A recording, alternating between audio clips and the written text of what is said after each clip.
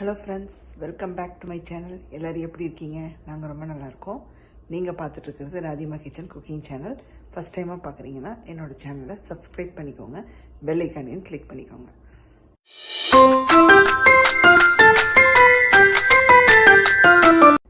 இன்றைக்கி நம்ம சேனலில் ஒரு சூப்பரான ரெசிபி தாங்க பார்க்க போகிறீங்க.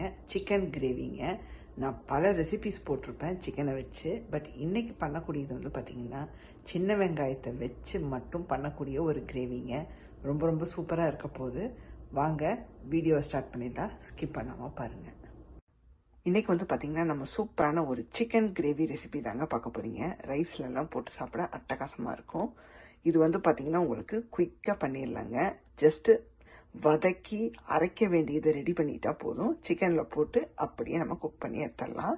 ஸோ இதுக்கு என்னெல்லாம் தேவைன்னு பார்த்தீங்கன்னா, நான் வந்து பார்த்திங்கன்னா 4 லெக் எடுத்து அதை 3ஆக உடச்சி வச்சுருக்கேன். ட்ரம் ஸ்டிக்கை அப்படியே வந்து நான் சின்ன சின்னதாக இந்த மாதிரி மீடியம் சைஸில் கட் பண்ணி வச்சுருக்கேன். ஒரு 4 லெக் எடுத்து, ஸோ இங்கே காஸ்கோவில் வந்து பேக்கெட்டாக கிடைக்கும் உங்களுக்கு. ஒரு பேக்கெட்டில் 4 லெக் இருக்கும். அது நீங்கள் அப்படியே யூஸ் பண்ணிக்கலாம், இந்த மாதிரி கட் பண்ணி யூஸ் பண்ணிக்கலாம். நான் கட் பண்ணி எடுத்து வச்சுருக்கேன். அப்புறம் சின்ன வெங்காயத்தை மட்டும் வச்சு தான் இந்த கிரேவி பண்ண போகிறோம். ஸோ நல்லா 1 கப்புக்கு நான் சின்ன வெங்காயம் எடுத்துருக்கேன், ஃப்ரோசன் சின்ன வெங்காயம். நீங்கள் வந்து ஒரு 20 சின்ன வெங்காயம் எடுத்துக்கோங்க, நல்லா ஃப்ரெஷ்ஷாக உரிச்சு எடுத்துக்கோங்க. நான் ஃப்ரோசன் எடுத்துருக்கேன், வேறு எதுவும் பெருசெல்லாம் யூஸ் பண்ண போகிறதில்ல. இது கூட வந்து பார்த்தீங்கன்னா ஒரு விரல் சைஸுக்கு இஞ்சி எடுத்து தோல் சீவி கட் பண்ணி வச்சுக்கோங்க. அப்புறம் ஒரு 7-8 பூண்டு தேவைப்படும். பெருசாக இருந்தால் 4 கூட போதுங்க, சின்னதாக இருந்தால் ஒரு 7-8 எடுத்துக்கோங்க. அதுக்கப்புறம் பட்டை கொஞ்சம், 4 கிராம்பு கொஞ்சம் தேவைப்படும்.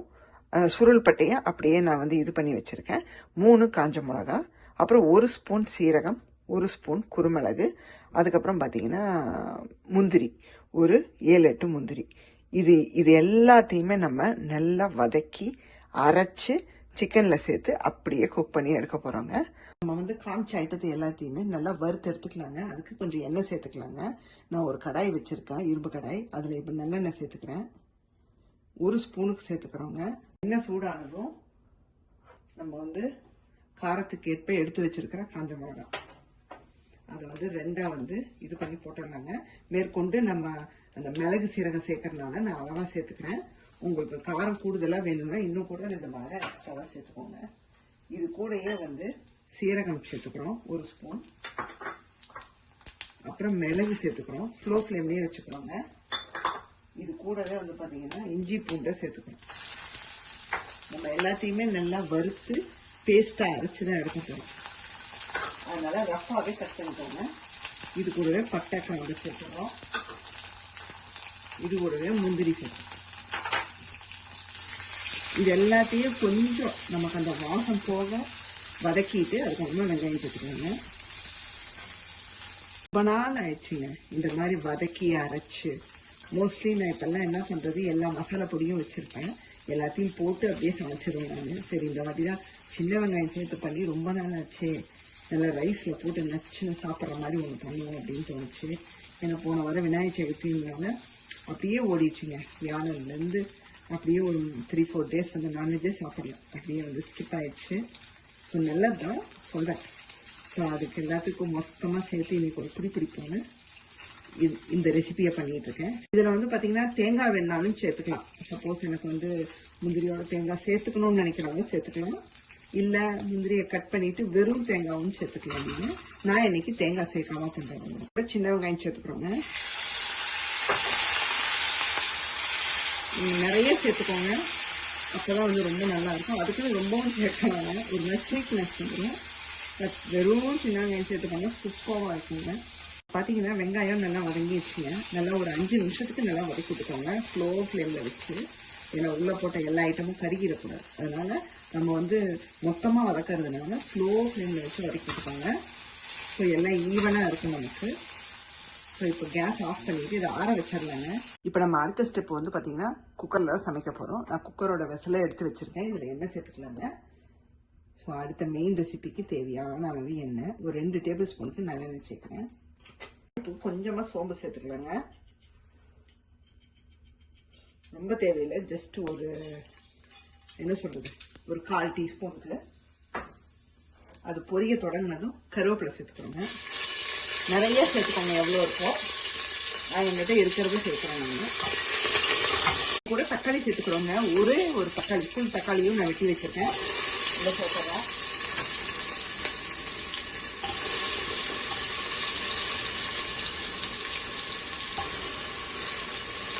தக்காளியை வந்து நீங்கள் அதுலேயே சேர்த்து அரைச்சிருக்கலாமேன்னு நினைக்கலாம். தக்காளியை நீங்கள் செப்பரேட்டாக இதில் சேர்த்துக்கோங்க. இது ஒரு டேஸ்ட்டுன்னு சொல்லிக்கலாம். இப்படி தக்காளி நல்லா வதங்கிடுச்சுங்க. இப்போ மஞ்சத்தூள் சேர்த்துக்கலாம். நம்ம ரெசிபிக்கான ஒரு மஞ்சத்தூள்.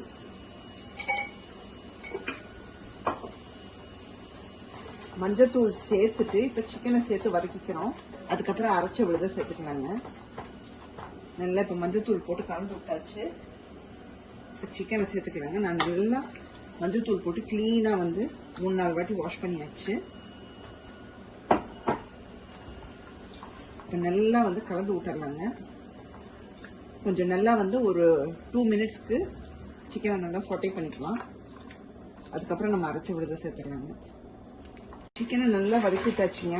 இப்போ நம்ம வந்து அரைச்ச விழுத சேர்த்துக்கலாங்க. நல்லா தண்ணி விட்டு அரைச்ச விழுத உள்ள சேர்த்துடுறோம். காமிக்கிறேன் பாருங்க. இந்த அளவுக்கு நல்லா அரைச்சி எடுத்துக்கோங்க. நம்ம தண்ணி விட்டு ஊற்ற போகிறோம். இப்போ அலாசி கொண்டு வந்தாச்சு. அதையும் உள்ள சேர்த்துடுறோம். ஸோ பேக் டு பேக் சேர்த்துடலாங்க. ஒன்றும் பிரச்சனை இல்லை. இப்போ உப்பு சேர்த்துடுறோம். அடுத்து நல்லா கலந்து விட்டுட்டு, எப்படி சிக்கன்லேருந்து தண்ணி விடும், அதனால பார்த்து சேர்த்துக்கோங்க. தேவையான அளவு உப்பு சேர்த்துக்கிறோங்க. நம்ம இப்போதான் மொத்தமாகவே சேர்க்குறோம். அதனால ஃபுல் உப்பையும் இதில் சேர்த்துடுறோம். சேர்த்துட்டு உப்பு காரம் எல்லாம் செக் பண்ணிக்கிறோம். பார்த்தேன் கொஞ்சமாக நான் காஷ்மீரி சில்லி பவுடர் மட்டும் கொஞ்சம் சேர்த்துக்க போகிறேன். ஒரு கலருக்காக தான். ஸோ நல்ல ஒரு ரிச் கலர் கொடுக்கும்.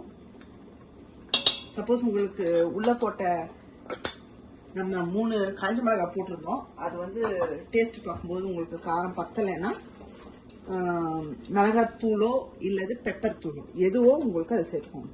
எது சேர்த்தா நம்மளுக்கு ஓகேவா இருக்குமோ அதை சேர்த்துக்கோங்க. நான் கலருக்காக சும்மா ஒரு 1/4 டீஸ்பூனுக்கு சேர்க்குறேன். இப்போ வந்து பார்த்தீங்கன்னா நல்லா தண்ணி சேர்த்து இன்னும் கொஞ்சம் ஒரு 1/2 டம்ளர் தண்ணி சேர்த்து நல்லா கலந்து விட்டாச்சு. இதுக்கு மேலே தேவைப்படாது.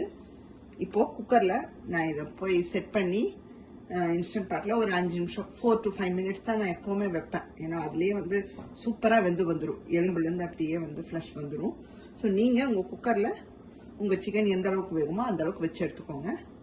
சூப்பராக ரெடி ஆயிடுச்சுங்க. குக்கர்லேருந்து எடுத்தாச்சுங்க. 5 நிமிஷம் தான் டக்குன்னு வெந்து வந்துடுச்சு. உங்களுக்கு காமிக்கிறேன் பாருங்க.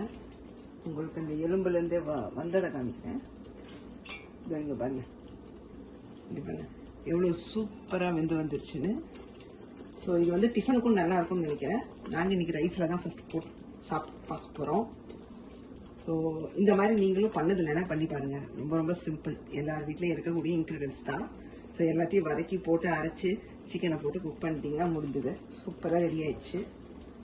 நல்லா வந்து தாராளமாக கொத்தமல்லி தூவிடலாங்க. ஸோ அதுதான் மனம்.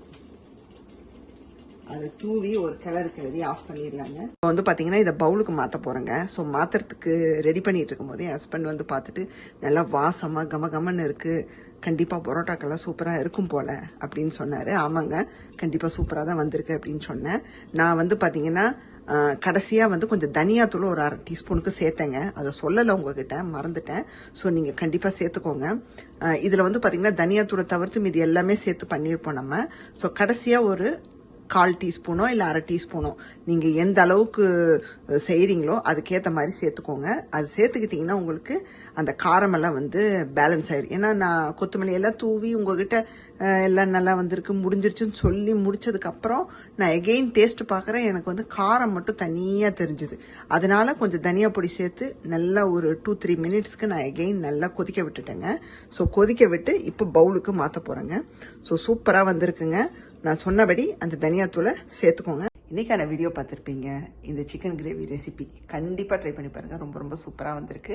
நாங்கள் ரைஸோடு போட்டு சாப்பிட்டே முடிச்சாச்சுங்க. ரொம்ப ரொம்ப நல்லா வந்திருக்கு. அநேகமாக டிஃபன் வெரைட்டிஸ்க்கும் பரோட்டா சப்பாத்திக்கும் நல்லாயிருக்கும். இந்த ரெசிப்பியில் வந்து நான் தனியாத்தூள் கடைசியாக நான் போட்டதை சொல்லியிருப்பேன். நான் அதை மறக்காமல் நீங்கள் போட்டுருங்க.